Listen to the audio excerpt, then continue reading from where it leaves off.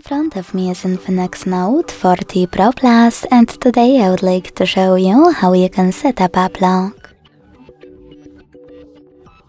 Begin by launching settings and scrolling down a tiny bit to access password and security.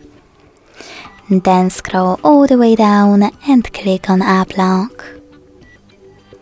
Now tap on change password type and select one of those options to lock your apps.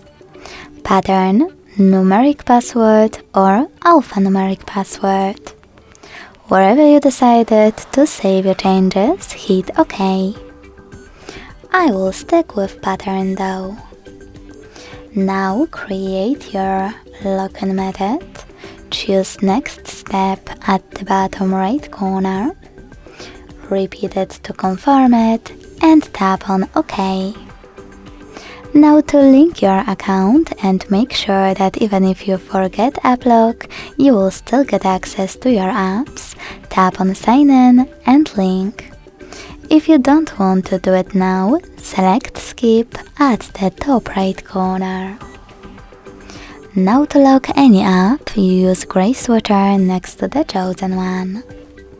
So when I go back and try to access one of those apps, icons that pattern is required.